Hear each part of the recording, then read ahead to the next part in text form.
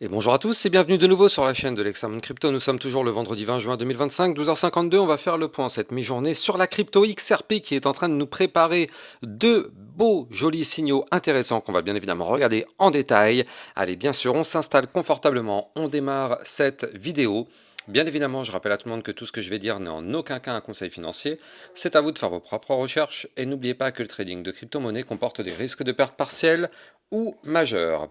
Alors, on va regarder ensemble ces deux belles informations bullish que je voulais vous montrer du côté du graphique. Alors, il y a effectivement une information bullish en vue moyen terme et une information bullish en vue court terme. Je vous propose de démarrer par la vue court terme pour terminer sur la vue un peu plus moyen terme. Alors bien sûr, la crypto XRP, vous le savez, c'est une crypto que j'analyse très régulièrement sur ma chaîne YouTube, parce que vous êtes tous les jours très nombreux à me le demander. Donc n'hésitez pas, si vous aussi vous souhaitez recevoir des vidéos régulières sur cette crypto, abonnez-vous à la chaîne YouTube pour recevoir tous les jours 1, 2 à 3 vidéos concernant le Bitcoin et les altcoins. Allez, du côté de notre XRP, qu'est-ce qu'on est en train de faire?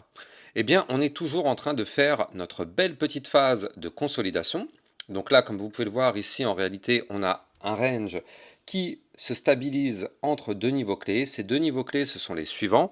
On a un haut de range ici, zone de résistance à 2,1782 $. On a un bas de range ici, zone de support à 2,1228 $. Parfait. Ceci étant dit, là, en vue court terme, donc effectivement, vu qu'on consolide dans ce range, on a des bandes de Bollinger qui se contractent, comme vous pouvez le voir ici, c'est intéressant. Et là, on est en train de travailler actuellement le bas du ruban de moyenne mobile court terme. Donc là, ici, vous le voyez aussi, tac, on travaille le bas du ruban de moyenne mobile, pardon, c'est intéressant. Maintenant, ce que moi je voulais vous montrer, eh bien, c'est qu'en réalité, non seulement on travaille le bas du ruban de moyenne mobile, mais en plus de ça, on travaille le haut du range, et pour travailler tout ça, on est en train de former ce qu'on appelle un triple bottom. Premier bottom, deuxième bottom, troisième bottom. On pourrait aussi y voir d'ailleurs un rounding bottom. Tac. Dans les deux cas, ce sont des figures chartistes de retournement haussier.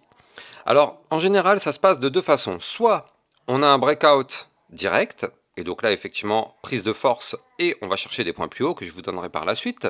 Donc, soit effectivement, on valide le triple bottom et on pump, soit, c'est ce qui se passe souvent, ce triple bottom n'arrive pas à valider, on retourne rechercher effectivement le niveau clé qu'il faut breaker, donc je le redonne, c'était les 2,1790. On n'arrive pas à breaker ce niveau clé, qu'est-ce qui se passe? On se fait rejeter, et on forme par la suite un retest pour former une ta-séance. On a d'abord la première tentative, rounding bottom, c'est un échec. On revient avec une petite anse, et là en général ça finit par péter, et on va chercher des points plus hauts. Donc ce sont les deux façons de voir effectivement ce type de configuration. Dans les deux cas, je vous l'ai dit, ce sont des configurations bullish. De toute façon, tant qu'on est en train de travailler le haut du range, bien sûr, si on arrive à le péter, c'est bullish. Bien sûr, je rappelle, mais tous ces niveaux clés que je vous ai donnés, le haut du range, la ligne de coup du pattern en rounding bottom ou ta séance, bien évidemment, ce sont des zones de résistance.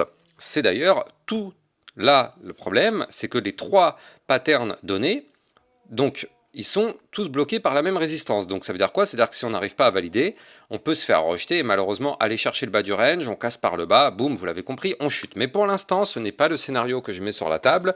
Je préfère privilégier pour le moment le scénario d'une tentative de cassure à la hausse, étant donné qu'on est déjà quand même depuis pas mal de temps en train de travailler cette cassure. Donc ce serait pas étonnant d'en voir une arriver potentiellement bientôt. Après, est-ce que la cassure sera validée ou pas avec un pullback qui permettrait de confirmer? Ça, seul l'avenir nous le dira. Mais en tout cas, vu qu'on travaille quand même pas mal le niveau clé, ce serait quand même pas mal d'avoir maintenant une cassure très très bientôt. En tout cas, ce qu'il faut noter, c'est que si jamais on arrive à breaker, ça nous permettrait de valider par la même occasion les patterns dont je vous ai parlé. Et donc l'idée serait d'aller chercher par la suite ici les 2,2034 $, voire même les 2,2291 $, et aller chercher pourquoi pas des points encore plus hauts, notamment ici peut-être les 2,3263.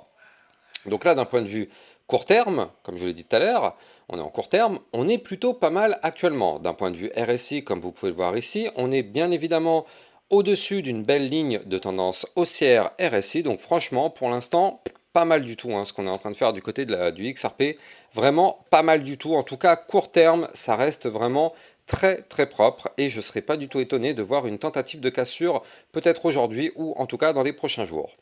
Maintenant, mettons-nous d'un point de vue moyen terme. Là, on était en court terme. Je rappelle les échelles de temps. Le court terme est bien sûr moins important que le moyen terme, qui lui-même est moins important que le long terme. On a vu le court terme, on s'est rendu compte qu'on pouvait avoir un petit mouvement, mais moyen terme, on peut avoir un mouvement encore plus important. Je vais vous expliquer tout ça. Avant de continuer, je rappelle bien sûr que vous pouvez bien sûr me suivre sur Twitter pour recevoir toutes les news et toutes les actualités crypto.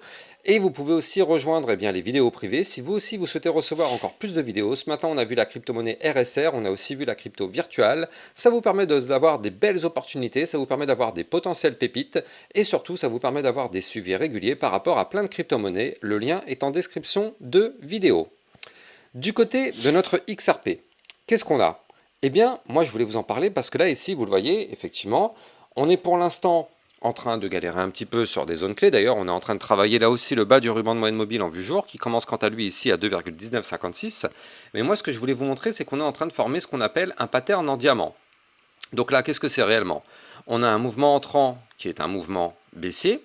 Et là, vous le voyez ici, on est en train de former effectivement un diamant comme ceci.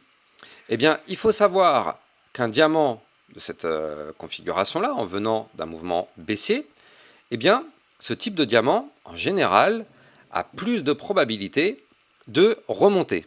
C'est un rounding diamant, effectivement, ça a des probabilités de remonter. Encore une fois, est-ce que ça va se valider ou pas? On n'en sait rien, on n'a pas de boule de cristal, on est juste là pour anticiper les figures, on est là pour anticiper les scénarios. Après, est-ce que ça va se valider ou pas? Ça, c'est un autre problème, personne au monde ne peut le savoir. Mais nous, on anticipe et on détecte effectivement cette figure chartiste en diamant. On a détecté tout à l'heure qu'en vue court terme, on était plutôt dans une configuration intéressante et on pourrait avoir pourquoi pas un potentiel mouvement haussier relativement bientôt. Là, en plus de ça, en vue moyen terme, on a ce diamant qui voudrait nous dire qu'on pourrait continuer le mouvement haussier. Si on arrive à valider ce diamant, déjà, il va falloir breaker dans un premier temps ici les 2,2394. Puis, si on arrive à valider ce niveau clé, l'idée serait d'aller chercher ici les 2,3194, qui serait d'ailleurs un niveau clé double bottom en vue jour, donc là ce serait quand même un pattern intéressant parce que là du coup on n'est pas du tout sur les mêmes niveaux clés, on est quand même sur un mouvement qui pourrait être d'environ plus 11% et donc là la target théorique de ce pattern serait d'aller chercher les 2,5575. Donc là effectivement on a le diamant qui nous indique qu'on pourrait avoir effectivement une poursuite, enfin une reprise du mouvement haussier. On a effectivement ce potentiel pattern en double bottom qui nous indique que si on arrive à le valider, on pourrait reprendre de la force. Encore une fois, on en est loin, hein. On n'a pas de boule de cristal, on est encore loin du niveau clé, on ne sait pas si ça va breaker ou pas, mais ça va être intéressant de surveiller ça.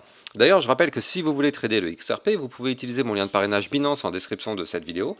Ça vous permet d'obtenir un bonus à vie de 10% sur vos frais de trading. Un autre bonus qui peut vous permettre, eh bien effectivement, déjà de trader sur une plateforme enregistrée PSAN auprès de l'AMF. N'hésitez pas, le lien est en description de cette vidéo. Donc là, vous l'avez compris, du côté de la crypto XRP, pour l'instant, oui, on voit pas grand-chose du côté du graphique, ça bouge pas trop, mais on est en train de préparer des choses vraiment intéressantes. Encore une fois, vous le savez, tout dépend du Bitcoin. À la seconde où le Bitcoin se met à chuter, tout le marché crypto chute avec lui, et ça pourrait bien évidemment, instantanément, annuler tout ce qu'on vient de se dire, mais ça, encore une fois, ça dépend du Bitcoin, c'est pour ça que je l'analyse tous les matins à 8 h du matin. Là, en tout cas, du côté de notre XRP, si on oublie le Bitcoin 2 secondes, même si c'est pas possible, mais en tout cas, le XRP tout seul présente quand même des signaux très intéressants qu'il va falloir bien sûr surveiller. Vous l'avez compris, autant tout à l'heure on a vu de la vue court terme qui pouvait nous entraîner un petit mouvement, là on est sur de la vue long terme, ça va prendre plus de temps à se valider, hein, bien sûr, cette vue moyen terme, pardon, là je suis en vue jour, c'est du moyen terme, faut pas s'attendre à ce que ce soit validé aujourd'hui, hein, bien sûr, nous ne sommes pas naïfs, ça peut prendre un certain temps, ça pourrait se valider, peut-être dans les prochains jours, peut-être dans 5, 10, 15 jours, j'en sais rien, mais il ne faut pas s'attendre à ce que ce soit validé aujourd'hui même parce que c'est du moyen terme. Allez, je vous souhaite de passer une très bonne journée. Je vous dis à plus tard. Ciao, ciao.